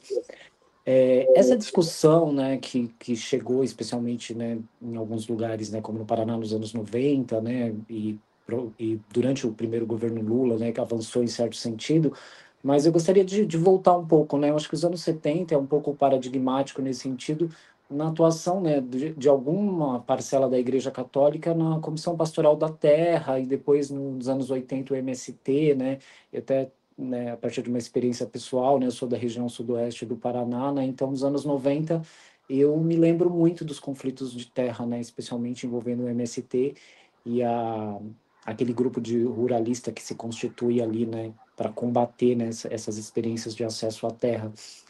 Eu gostaria que a senhora pudesse falar um pouco sobre isso, né, porque me parece, né, até pensando na morte da Dorothy Stang em 2005, parece que ao mesmo tempo que a gente viveu nos anos 2000, né, um avanço em certo sentido, mas você tem um recrudescimento, né, de uma certa, parece que um deslocamento, né, dentro da igreja, né, que parece que se perde, né, em relação à questão social, né, se a gente pensar a campanha da fraternidade, que tinha uma conexão assim absolutamente marcante, né, com as populações rurais, né, em relação aos temas que era discutido, mas a gente vê que parece que nos últimos anos, né, se perdeu essa conexão, né. Então, se a senhora pudesse falar um pouco sobre isso, né, o que a gente tem visto nesses últimos anos, né, a senhora já chegou até a tratar um pouco disso, né? Na verdade, assim, quando o Centrão foi instituído enquanto um grupo político, eu era jovem, né? E eu me lembro que eu fui dar aula em Goiânia e havia sido assassinado um líder camponês. E eu entrei em sala de aula muito abalada, porque eu tinha lido isso num jornalzinho local. E cheguei para a turma e falei, gente, hoje é um dia muito difícil, né? Perdemos mais um líder. E fui surpreendida com a turma inteira. Eu vou falar, eu não estou mentindo, a turma inteira foi contra mim. A turma inteira falou que ele era um invasor de terras, que o Caiado, então um jovem, que tinha, inclusive, o seu rosto estampado na revista Veja, né, era visto como grande, o novo agronegócio, né, um novo olhar sobre o rural. Um homem bonito, razoavelmente culto, que sabia se expressar, falando dessa experiência rural muito diferente, né? Então, eu acho que a Constituição de 1988, que ficou consolidada como a Constituição Cidadã, como dizia Ulisses Guimarães, ela foi, de fato, ela teve grandes avanços, isso é indiscutível, mas ela foi uma pá de cal numa política de reforma agrária de melhor distribuição de terras, porque, em primeiro lugar, o próprio tema foi desaparecendo como uma questão para muitos dos intelectuais, né? A gente precisa lembrar que nos anos 90, nos anos 2000, chegaram ao país vários livros com uma discussão muito fina, muito cuidadosa sobre a questão identitária. E isso seduziu muitos intelectuais. A meu ver, parecia que a questão identitária resolveria todos os problemas, né? E eu acho que ninguém prestou atenção que os poderosos são brancos e de olhos azuis, eles estão se lixando se a pessoa é branca, preta, marrom, se é quilombola, se não é quilombola, se é caboclo, se é faxinalense. A questão identitária, ela não para o processo avassalador da grande propriedade. E o Estado brasileiro, ele é cúmplice desse acordo, porque ele resolve uma reforma agrária em migalhas. Ele resolve lá o problema do quilombo X. Quando você vai ver o quilombo X, ele é contornado pelo agronegócio. Então, a possibilidade de sobrevivência dessas comunidades, eu vou estar morta, mas daqui a 20 anos, 25 anos, como é que essa comunidade sobrevive se o princípio que rege as comunidades tradicionais é a propriedade coletiva? Ótimo, ok. Propriedade coletiva é tudo que uma pessoa de esquerda concorda, mas é preciso construir uma política pública que faça com que essa comunidade coletiva consiga sobreviver, consiga vender os seus produtos e consiga pensar, inclusive, na expansão da sua própria ideia de comunidade, na inclusão de outros personagens. É como se a experiência quilombola fosse congelada no tempo, ou a experiência dos faxinais. O que aconteceu com a legislação estadual no Paraná em relação aos faxinalenses? As áreas mais valorizadas foram tomadas pelos grileiros. E o que o Estado e a federação fez? Nada, ou muito pouco. Então, assim, essa Constituição e a formação desse grupo não é algo que acabou, apesar de a gente estar em 2025. Só piorou. Eles se tornaram cada vez mais capazes, né, de construir mecanismos de vedação do acesso à terra. E muitas vezes com a mídia local a seu favor. Então, você entra nesses lugares no interior do país e está lá, propaganda, o lugar do negócio, lugar do agronegócio, aqui é a terra do boi, aqui é a terra de não sei o quê. E essas comunidades pobres cada vez mais isoladas, sem capacidade, né? sem capacidade de serem vistas, né? Enquanto grupos sociais que deveriam ser protegidos. Eu não estou dentro do governo, então não posso dizer o que o governo tem feito. A impressão que eu tenho é que o governo tem feito muito pouco, se é que está fazendo alguma coisa, né?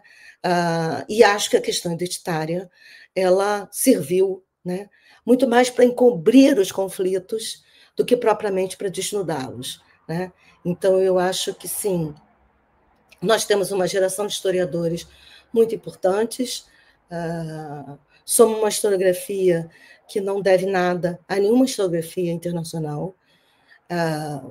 Eu não acho que a única diferença que eu vejo entre a produção historiográfica estadunidense e a brasileira chama-se dinheiro, né? Eu acho que o próprio desleixo com que o governo lida com os docentes, principalmente nas áreas de humanidade, dificulta ainda mais a construção e a reconstrução dessas questões que são basilares para pensar a formação de um país como o Brasil. Então, por exemplo, a Comissão Pastoral da Terra, que tem até hoje a sua revista, que tenta, com o maior sacrifício, colocar lá a lista dos conflitos fundiários, a lista dos assassinatos que acontecem no Brasil, ninguém está nem aí, né? Porque essa ideia de um rural moderno, perfeito, né? Culto, né? Deitou raízes nas novelas brasileiras, nas notícias. Então, Dorothy, por exemplo, quase que foi um equívoco. Desculpe lá, matamos alguém, não vamos matar de novo, né? Prende-se. Mas o que se cria do ponto de vista de um constrangimento nacional em relação à morte de uma senhorzinha que só estava fazendo aquilo que ela acreditava justo? Ela não estava fazendo mal a ninguém. Ela estava denunciando os grileiros? É verdade, mas esse é o papel de um cidadão. Não precisava morrer por causa disso. E fora ela, e ela só teve repercussão porque era norte-americana, né? E tinha alguma visibilidade. Eu acho que nós ainda não saímos da ditadura em muitos aspectos, principalmente no que se refere a essas pessoas que estão lá no interior do Brasil, ainda tentando garantir uma pequena parcela de terras ou de comunidades pobres muito desassistidas. Eu sou muito crítica, apesar de eu me considerar uma historiadora de esquerda, simpática ao PT, que eu fui durante décadas. Eu acho que é muito difícil falar de uma política mais consistente. Em relação ao MST, eu acho que o movimento também está numa encruzilhada, porque a Bolsa Família ela cria uma contradição, porque quem é que vai ficar embaixo de uma lona a 50 graus de calor, né, durante meses e anos para tentar conseguir um pedaço de terras, a depender de um governo que parece não fazer muita coisa em relação a isso. Então, essas ocupações, elas são, para mim, provas de resistência. E eu só tenho que agradecer que ainda existem, porque as forças que movem o Centrão e os interesses do capital internacional, eu vou morrer dizendo o seguinte: enquanto as pessoas falam muito de Harvard, não nos esqueçamos que Harvard esteve envolvida nas grilagens de terras no Brasil, para fundos de pensão de docentes de lá. E a universidade, os historiadores que lá estavam, nunca falaram nada sobre o assunto. Isso entrou na mídia e na mídia saiu, sem que a gente pensasse, afinal de contas, como é possível uma universidade que se diz um exemplo, né, do que significa ser parte constituinte de uma universidade, pode não falar nada, não se colocar perante essa denúncia, que já foi feita e já foi publicada, tem tese de doutorado sobre o assunto no Brasil, e que ninguém se importa, não na história, é verdade, é na sociologia, né? Então, eu acho que quando eu faço uma crítica à questão do identitarismo, eu sou acusada de não prestar atenção na tragédia de ser negro no Brasil. Eu não posso mensurar isso, infelizmente, quisera eu, né? Mas eu também não pedi para nascer branca de olhos azuis, isso me deu mais problemas do que vantagens, né? Me salvou na constituição da minha própria identidade, como alguém que as pessoas imaginavam ter mais dinheiro do que de fato tinha, mas também me fez pensar que eu carrego, né, do ponto de vista do meu fenótipo, a expressão do que há de pior, né, que são os grandes grileiros que ainda estão aí. Então, como diante de tantos mecanismos, né, de busca que temos hoje, a gente ainda não sabe o nome e sobrenome desses grileiros, e por que eles não estão na lista, né, para serem acusados de roubarem terras da nação, que é isso que eles fazem. Eles não roubam terras do vizinho tão somente, ou da comunidade. Eles roubam terras da nação, porque terras devolutas desde o século XVIII, quer dizer, terras devolvidas ao rei, e elas são terras que, uma vez discriminadas, pertencem a todos nós. Então, por que no Brasil essas terras ainda não são discriminadas? Passados séculos desde que fomos colonizados pelos portugueses. Então, se também já não é suficiente falar que, porque nós fomos colonizados pelos portugueses, e os portugueses também não têm uma política fundiária. Os portugueses fazem parte de um país que representa 1% do território brasileiro, tem 10 milhões de pessoas. Ali se os historiadores quiserem, os portugueses, é claro, antes de tudo, podem rediscutir a apropriação fundiária em várias áreas em Portugal que estão, inclusive, abandonadas. Mas, no caso brasileiro, onde nós estamos, né? O que de fato podemos fazer enquanto intelectuais envolvidos na questão da apropriação ilegal de terras da nação por parte desses grileiros. Então, por isso que eu acho que não é possível no Brasil, ao menos no Brasil, porque eu não quero ser pretensiosa e dizer que isso faz parte da formação dos historiadores, cada um sabe o que quer, cada um sabe o que faz. Eu já assumi que faço parte do grupo dos derrotados, para mim está tudo ok, não vou poder fazer mais do que faço, mas eu acho que a gente deveria parar para pensar, né? Que tipo de política a gente quer. Porque, por exemplo, no caso da Vale, eu escrevi um e-mail 2 anos antes para vários colegas dizendo a gente precisa prestar atenção na Vale, já foi considerada a pior empresa do mundo, está ocupando terrenos que eu acho que são terrenos que não pertencem propriamente a eles. O que aconteceu? Né? Foi uma destruição e morte de pessoas, e morte de pessoas é algo irreparável, né? Pelo menos que eu saiba. Então, eu acho que... E quando eu escrevi sobre a Vale, foi o silêncio absoluto, né? Todos os esforços em chamar a discussão de temas que, para mim, continuam centrais na história do Brasil, ainda são temas que os historiadores não se sentem tão confortáveis.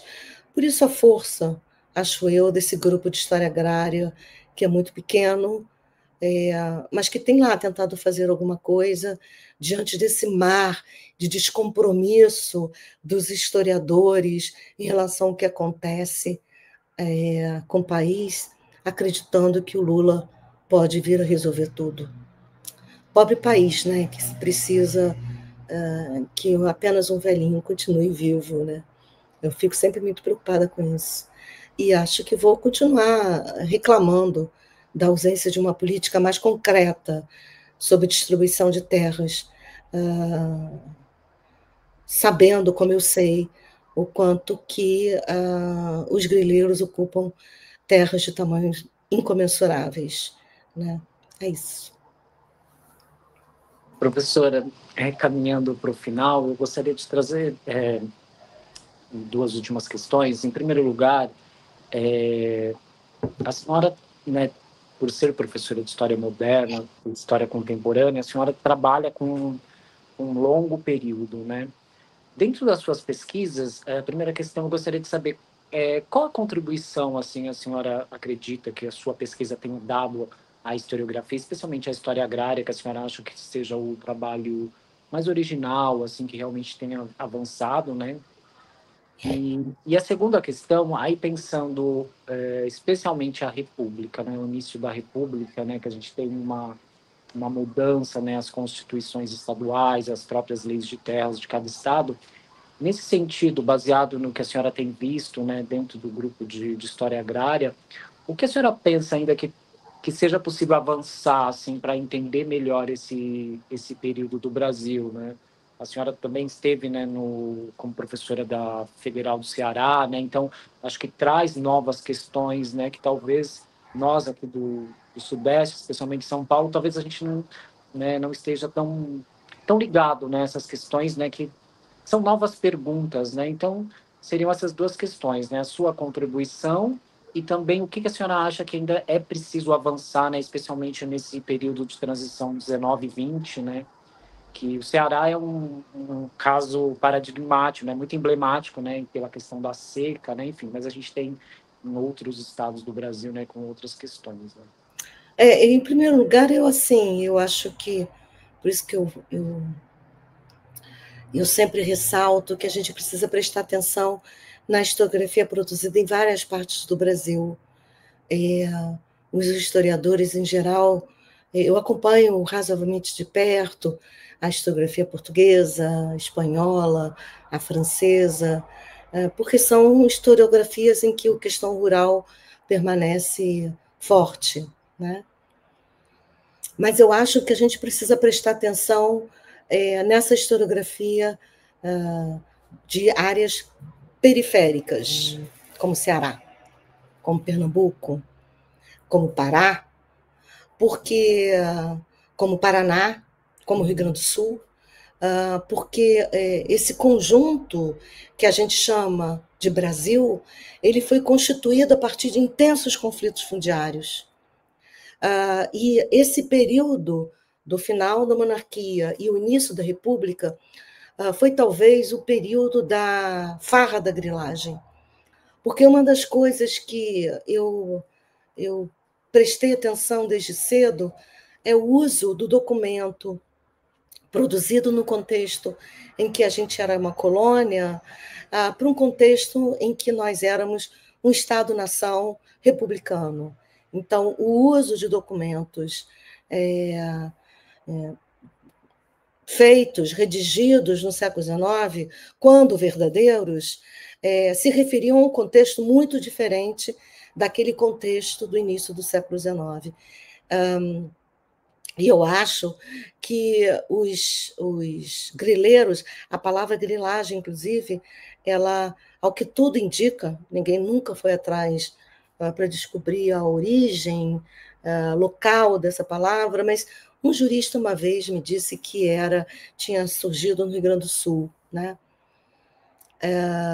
Mas essa percepção sobre como é que essas historiografias locais podem nos ajudar a pensar o Brasil, não apenas o Brasil do eixo Rio-São Paulo e Minas, que são historiografias enormes, importantíssimas. Muitos dos nossos colegas que são hoje dessas regiões do Ceará, do Pará, de Pernambuco.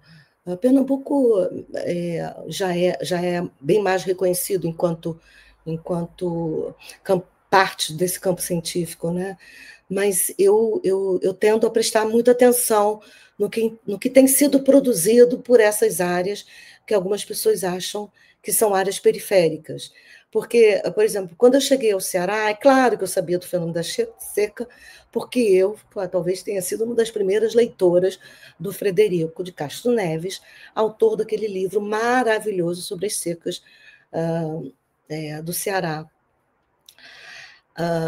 Mas a historiografia do Ceará não se resume ao Frederico, apesar de ele ser fundamental para se estudar o Ceará. Tem uma produção no Ceará muito importante que deve ser lida, é a desculpa, vocês vão ter que cortar. E elas merecem ser lidas. O problema, para mim, é que os órgãos de fomento instituíram, né, uma escala de avaliação, programa 7, 6, 5, 4, 3, que contamina a própria produção.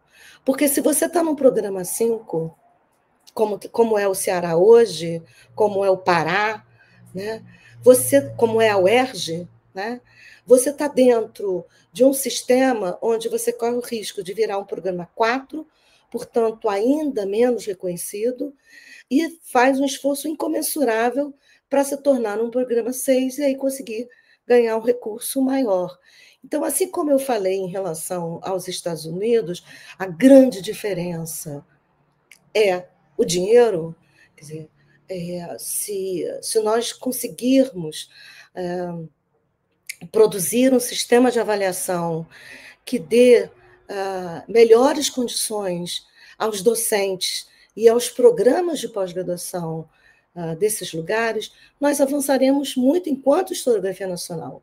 E aí poderemos olhar os avanços produzidos pelas historiografias centrais, Rio, São Paulo e Minas, como exemplos, e olhar com mais vagar a experiência desses trabalhadores, desses pobres, que vivenciaram tragédias que poucas pessoas puderam ver, lidar, né?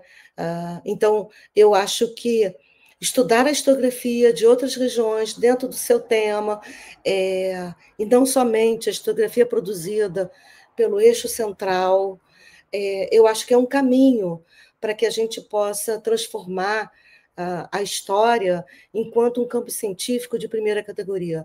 Eu costumo dizer que eu estou de saco cheio, né, de ter que explicar para as pessoas porque eu sou historiadora, porque um médico leva 10 anos para se tornar um médico, não é isso que eles gostam de falar? Nós estudamos 10 anos. Quantos anos um historiador leva para se tornar historiador? Isso se ele der sorte de passar no concurso, que quase sempre é contaminado pelas redes de poder que estão instituídas em locais onde há muito poucas vagas, muito poucos recursos. E aí, né, os ditados populares se fazem presentes. Então, eu acho que a gente precisa, ao invés de dividir, a gente precisa somar, né? E eu ainda acho que 2 mais 2 são bem mais do que 4. Quanto mais a gente desnaturalize esse sistema de avaliação e não veja como o resultado do brilhantismo de alguns, porque eu conheço pessoas brilhantes que estão em programas não tão bem avaliados, e eu conheço pessoas patéticas que estão em programas 7. Então, eu acho que essa junção, se você está no programa 7 ou no programa 6, suas chances de ser pesquisador do CNPq, apesar disso não estar escrito, aumenta incomensuravelmente, né?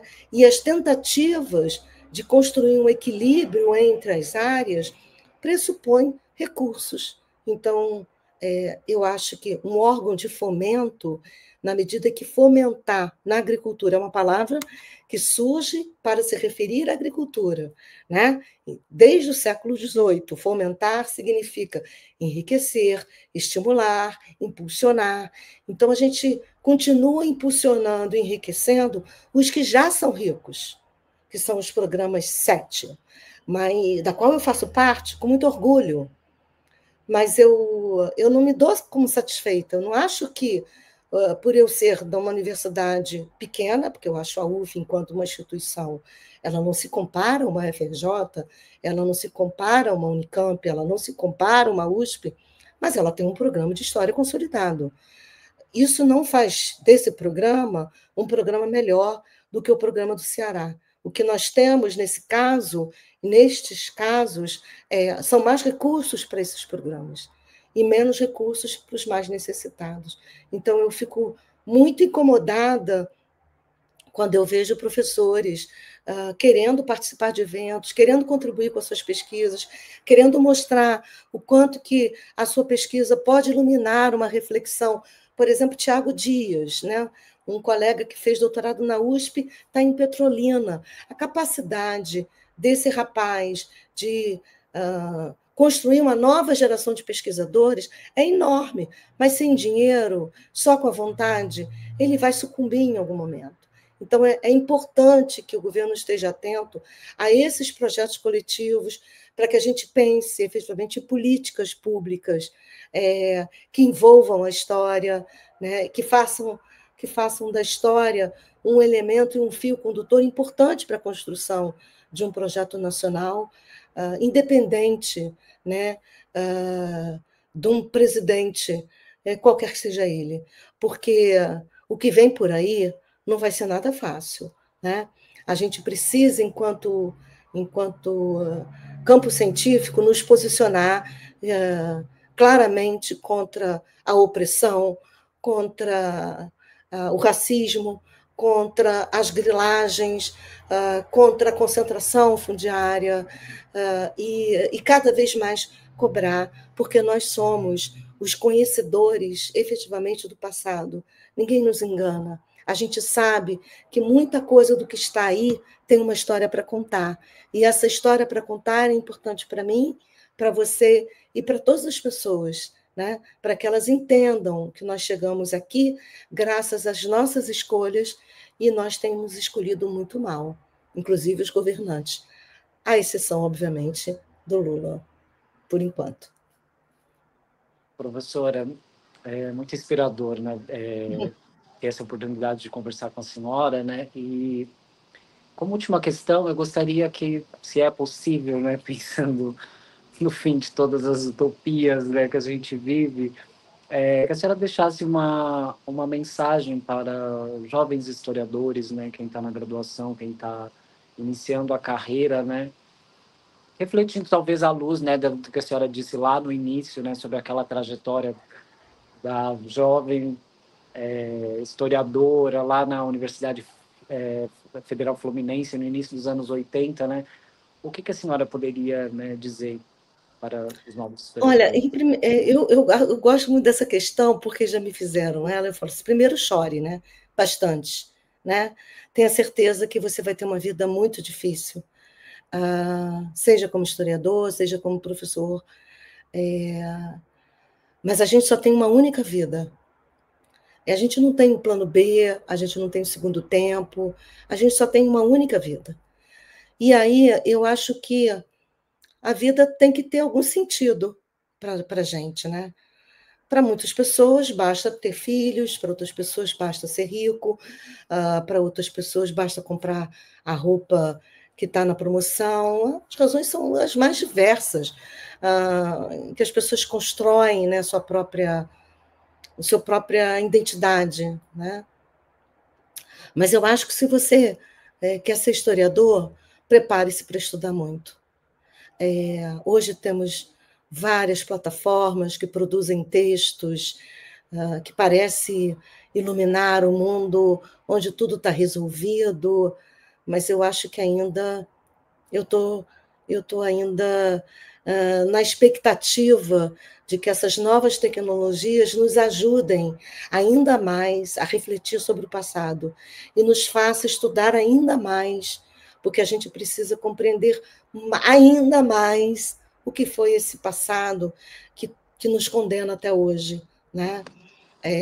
Então, eu diria para o aluno, principalmente os pobres, porque para os mais ricos sempre há alternativa, inclusive porque são muitos herdeiros, mas para os mais pobres, é, eu diria o seguinte: se você gosta mesmo de história, escolha desde cedo o tema que você vai abraçar e transforme esse tema quase num casamento, em que você vai alimentar, que você vai usufruir dos colegas, que você vai lidar com os problemas, que você vai sofrer muito, mas chegando em casa você sabe que aquele tema é seu, é de algumas outras pessoas e que você domina ele, que você consegue conversar sobre ele, que você sabe que você pode contribuir, se for chamada para falar sobre ele.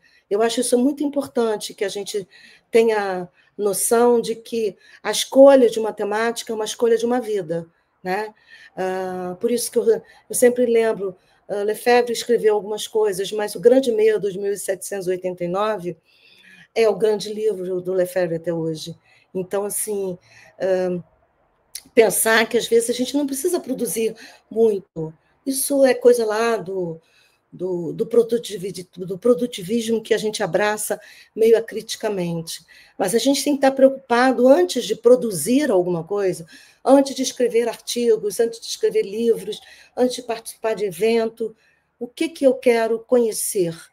O que significa eu poder dizer, hoje, aos 64 anos, assim, eu conheço o tema da questão agrária no Brasil. Ponto. Algumas outras coisas eu conheço mais ou menos, né? E eu acho que isso também pode ser uma forma de nos libertar da cobrança que os outros fazem sobre conhecimentos que nós nunca poderemos acionar com a mesma rapidez com que a gente aciona o tema de nossa própria vida. E segundo, se nós somos historiadores, nós temos que estarmos envolvidos, de uma forma ou de outra, nas grandes questões que atravessam essa mazela chamada Brasil.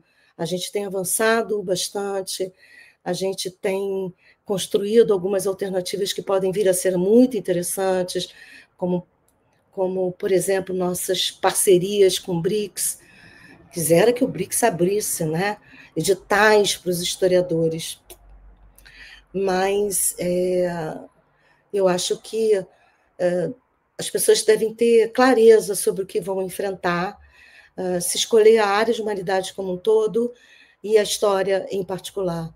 Mas, no fim, no cabo, você vai poder olhar para trás e falar assim, poxa, eu sofri muito, eu tive que lutar contra coisas que eram do imponderável, mas isso em tudo na vida, né?